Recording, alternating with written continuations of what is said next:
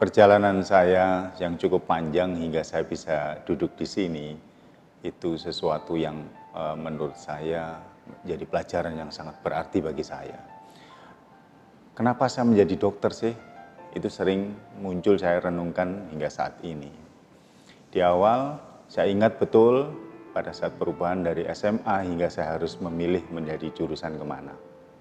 Ada dua hal di otak saya, apakah saya harus menjadi seorang insinyur atau seorang ahli teknik yang dimana banyak keluarga saya menggeluti di sana, atau bahkan saya menjadi seorang dokter hingga saya sekarang ini. Ini yang menjadi sesuatu yang pertanyaan di saya. Namun akhirnya saya memilih ke dokter. Walaupun pada saat itu lumayan prestasi saya diterima di BPPT, kemudian saya mengundurkan diri hingga tidak bisa melanjutkan untuk pendidikan di luar. Kemudian saya pun juga diterima di salah satu perguruan institut negeri di Surabaya yang terkenal. Saya pun juga tidak kerjakan. Namun sesungguhnya saya lihat di awal saya hanya memikirkan apa sih dokter itu. Jadi saat itu saya belum bisa menikmati karena saya berangkat dari keluarga yang bukan seorang dokter semua. Namun dalam singkat cerita hingga saya lulus dalam waktu yang tepat untuk menjadi dokter, baru saya mulai melihat di samping pada saat saya belajar di rumah sakit, di sekolah hingga mencapai gelar tersebut, namun kata dokter tersebut di kamus saya baru mulai nampak setelah saya bergerak atau bertugas di luar Jawa. Ini pun suatu tantangan yang baru bagi saya. Saya berada di Kalimantan Selatan, pada saat itu saya ditugaskan di tempat yang di peta tidak ada. Memang kabupatennya ada, tapi saya ditugaskan di daerah naik gunung lagi. Saya mulai melihat dan belajar arti kehidupan, dan pentingnya saat itu dokter diperlukan untuk melayani atau memberikan manfaat kepada lingkungan sekitar.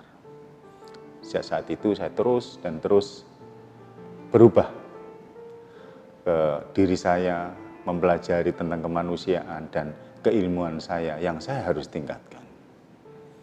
Sehingga dalam perjalanan tersebut saya juga masih ingat saya harus berkuda, melakukan vaksinasi di mana tidak bisa mengendarai sepeda motor, dan kurun waktunya kurang lebih di sana saya 3 tahun. Yang akhirnya di tahun keempat saya harus memutuskan untuk menambah keilmuan. Ini salah satu tuntutan juga, melihat lingkungan juga, melihat kondisi penduduk yang harus membuat saya mencapai yang lebih tinggi untuk lebih berbakti dan beramal sekaligus meningkatkan keilmuan saya sebagai seorang dokter. Saya kira demikian untuk mencapai alasan saya sebagai dokter.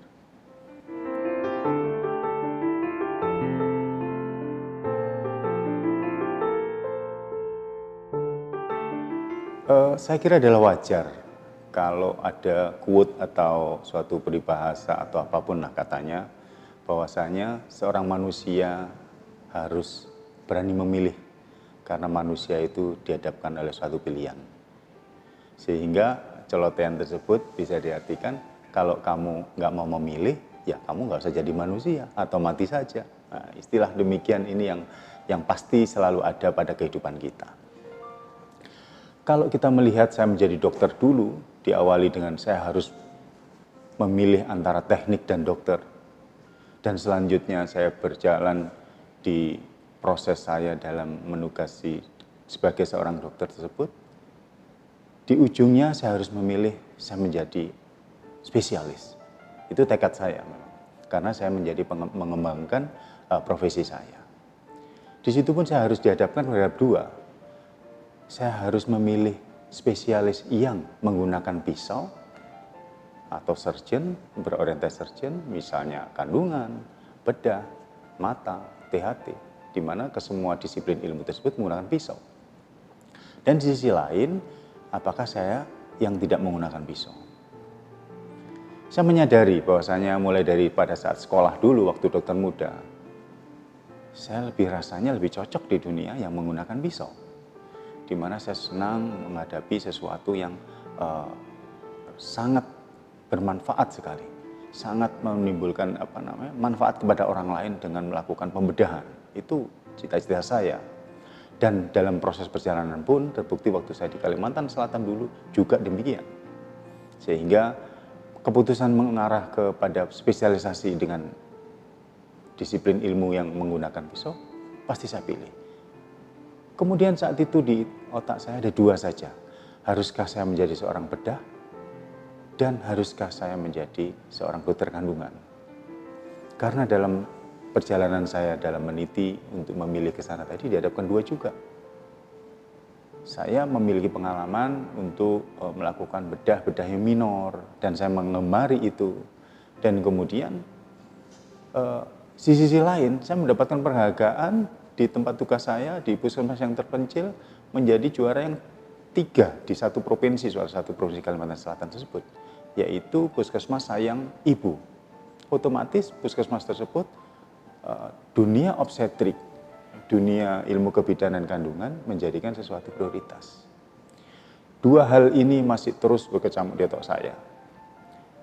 Kebetulan saat itu saya melakukan ibadah haji dan disitulah saya mungkin ditunjukkan oleh Tuhan bahwasanya saya seharusnya memilih objin. Karena sebetulnya sesuatu yang sangat lucu sebetulnya. Di mana saya bisa bertemu di sana dengan 9 dokter kandungan dan hanya 2 orang saja dokter bedah. Dan ini sesuatu yang tidak diduga-duga dan tidak saya bayangkan sebelum saya berangkat. Sehingga saya berkeyakinan bahwasanya doa saya kepada Tuhan itu, saya dipilihkan kemana ini, ke kandungankah atau ke bedahnya. Karena melihat dari 2 kasus tadi pengalaman, 9 orang dokter objin dan 2 orang dokter bedah, akhirnya sepulang dari Tanah Suci tadi, membuat keyakinan saya menjadi kuat. Akhirnya saya mendaftarkan ke spesialis. Begitulah salah satu kenapa spesialis objin itu menjadi salah satu pilihan. Dan syukur alhamdulillah hingga saat ini pun saya akan merasakan bahwasanya dunia ini sangat mengesankan bagi saya ternyata. Jadi dengan berjalannya pendidikan saya juga sebelum saya berada di kota besar yang nomor 2 di Indonesia ini, saya juga bertugas lagi di daerah juga. Jadi merasakan bahwasanya pentingnya dokter objin atau kandungan di daerah tadi yang terkait menyelamatkan 2 saya kira. Ini suatu kemuliaan. Bahwasanya nomor 1 penyelamatan kepada ibu tentunya dan yang kedua penyelamatan kepada anak atau calon bayi tersebut. Dan berkembangnya kondisi ini membuat saya pun ke depan juga berpikir dan ini salah satu kualifikasi dokter itu. Seperti yang WHO katakan di sekitar 2006-2008 menyebutkan bahwasanya seorang dokter harus berbintang 5 gitu ya. Jadi memberikan pelayanan mungkin, kemudian harus bersikap decision yang bagus, seorang decision maker, seorang komunikator yang baik dan handal, seorang manajerial dan memimpin suatu komunitas. Dan 2 yang ada yang terbaru saat ini memang disebutkan di WHO juga bahwasanya seorang dokter itu harus memiliki 7 bintang. Apa yang 2 itu? 1 yaitu seorang dokter harus sebaiknya seorang researcher. Yang saya artikan sebetulnya semua harus bukan meneliti, tapi dia berkembang memikirkan sesuatu yang harus dikembangkan. Dan yang ke-7, seorang dokter itu harus beriman dan bertakwa yang baik.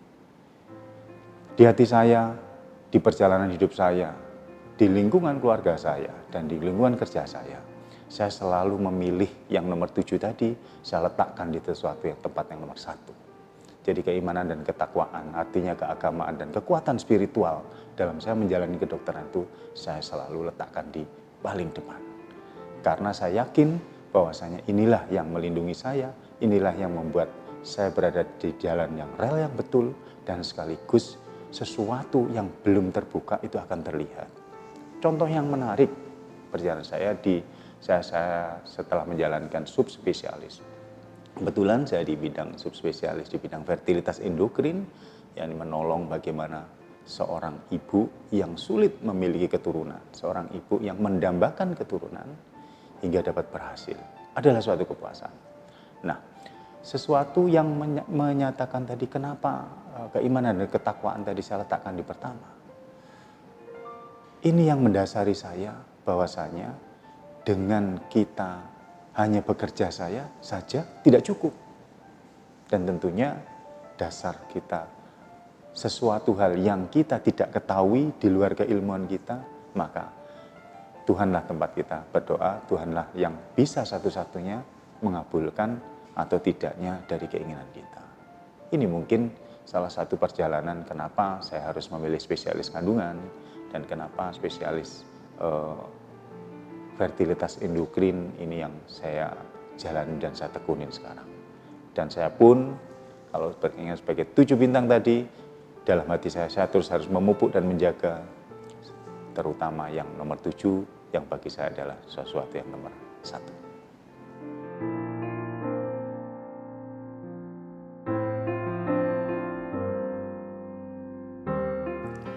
Kira-kira apa yang bisa saya ceritakan?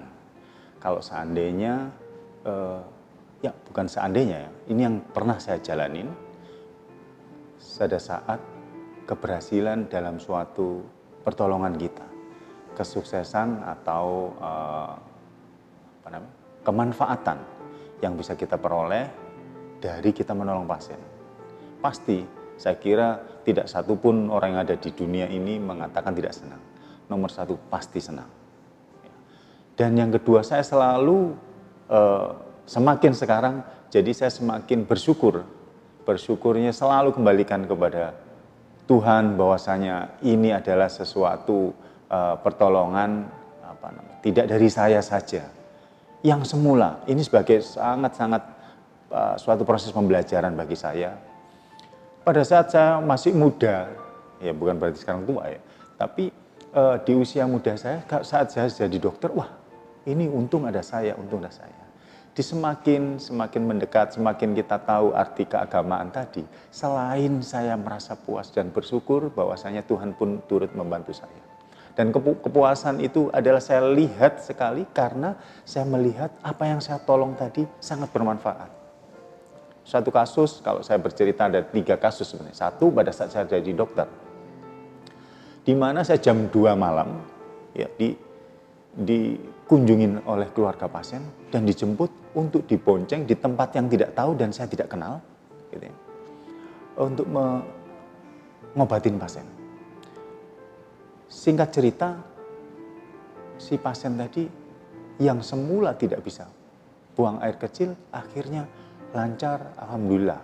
Jadi saya lihat sosok kepuasan pada pasien tadi muncul, keluarga pasien itu muncul. Bahkan hati saya pun saya merasa lega sekali.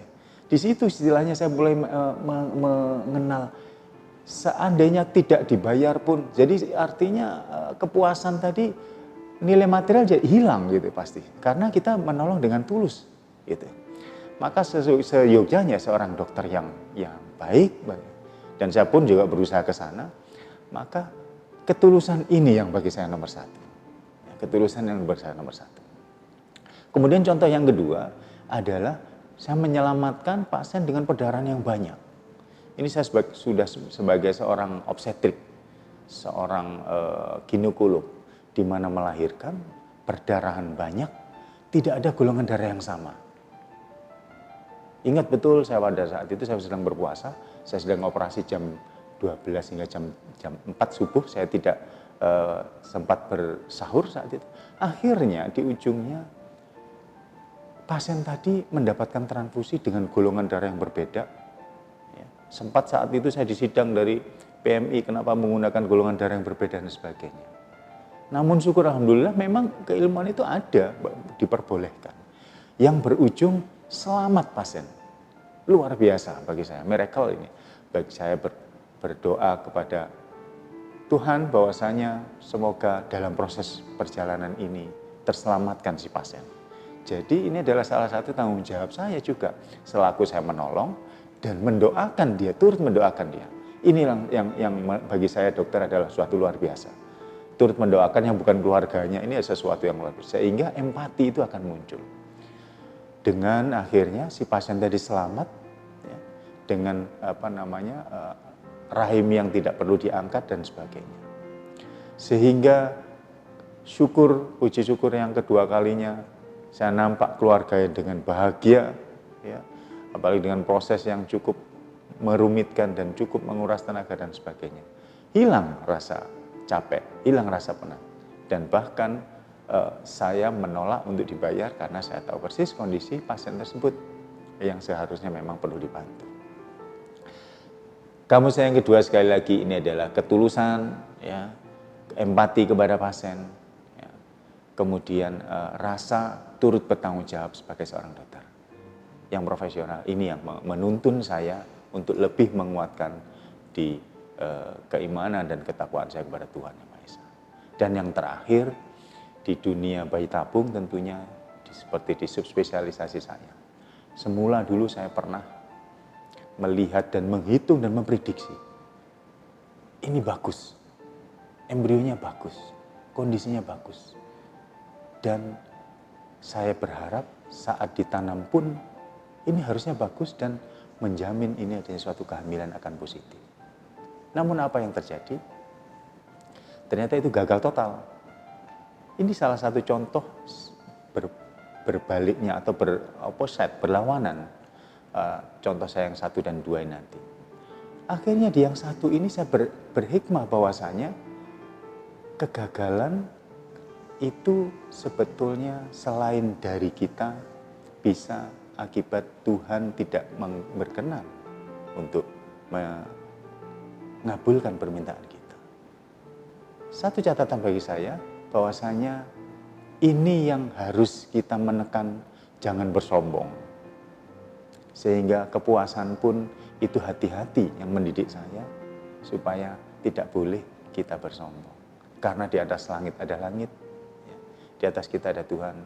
Menguatkan saya selalu berdoa dalam menolong pasien agar mendapatkan terkabul doa kita. Sehingga pada saat itu setiap kali kalau saya meramalkan ini kayaknya baik ternyata gagal, pusing kepala saya saat itu. Namun dengan saya mengubah mindset saya seperti yang saya sebutkan tadi, akhirnya saat ini kalau saya mendapatkan sesuatu yang sulit namun ternyata bisa terlaksana, sesuatu yang sulit terjadi kehamilan namun akhirnya bisa terjadi kehamilan. Nomor 1 tentunya saya berubah dari kesombongan atau kebanggaan yang dulu waktu di usia saya menjadi dokter yang muncul. Sekarang sudah saya berubah. Nomor 1 adalah bersyukur kepada ternyata Tuhan memberikan kemudahan ke saya. Jadi ini menurut saya adalah kunci yang baik yang harus kita lestarikan karena kita selalu ingat kepada Tuhan dan tentunya mengajak pada pasiennya untuk berdoa, ya, mengajak pasiennya mengetahui upaya kita sehingga kedekatan ini selalu menjadikan suatu bonding ikatan antara dokter dan pasien menjadi sesuatu yang kuat dan membuahkan relationship yang baik. Tidak ada satupun dokter yang mencelakai pasien. Percayalah, saya kira gitu. Ada peribahasa seandainya dokter itu dipuji pun tidak terbang dan diolok pun dia tidak akan tumbang. Ini salah satu prinsip bahwasanya dokter harus bersikap yang positif seperti kita menjalankan sebagai dokter yang dengan 7 star.